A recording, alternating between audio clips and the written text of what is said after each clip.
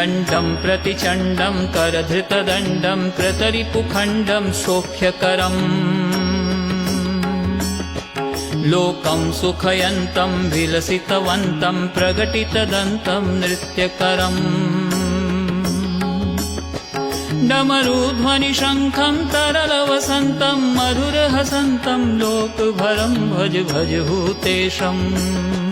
भज भज भूतेशं प्रगटमहेशं भैरववेशं कष्टहरम्